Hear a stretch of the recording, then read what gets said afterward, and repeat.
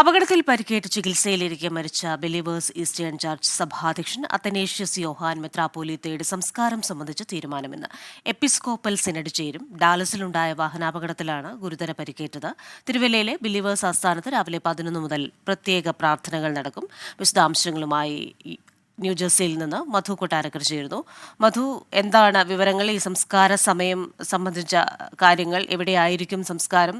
ഇതിലൊക്കെ എന്തെങ്കിലും വിശദാംശങ്ങൾ നമുക്ക് ലഭ്യമാണോ ഇപ്പോൾ? Krishna, good morning. അദ്ദേഹത്തിന്റെ ശവസംസ്കാര ചടങ്ങുകൾ സംബന്ധിച്ചുള്ള ഔദ്യോഗിക തീരുമാനം ഇന്ന് തിരുവല്ലയിൽ ചേരുന്ന എപ്പിസ്കോപ്പൽ സിനഡിൽ വെച്ചായിരിക്കും തീരുമാനം ഉണ്ടാവുക. അത് ഡോക്ടർ കെ പി യോഹന്നാന്റെ ബന്ധുക്കളുമായിട്ടും ചർച്ച ചെയ്തിട്ടായിരിക്കും സഭ അവസാന തീരുമാനത്തിലേക്ക് വരിക. കൂടുതലും കേരളത്തിൽ വെച്ച് തന്നെ ആയിരിക്കും ഈ ശവസംസ്കാരം നടക്കുക എന്നാണ് നമുക്ക് ഈ സഭാ കേന്ദ്രങ്ങളിൽ നിന്ന് അറിയുവാൻ സാധിച്ചിട്ടുള്ളത്. ഇപ്പോൾ അദ്ദേഹത്തിന്റെ മൃതശരീരം ഡാലസിലെ മെത്തഡിസ്റ്റ് ഹോസ്പിറ്റലിന്റെ മോർച്ചറിയിൽ സൂക്ഷിച്ചിരിക്കുകയാണ്. അദ്ദേഹത്തിന് വളരെ ഗുരുതരമായ പരിക്കുകൾ ഏറ്റിട്ടുണ്ടെന്നാണ് നമുക്ക് ആശുപത്രികളിൽ നിന്ന് ലഭിക്കുന്ന വിവരങ്ങൾ. വാരിയെല്ലുകൾ തകർന്നിരുന്നു.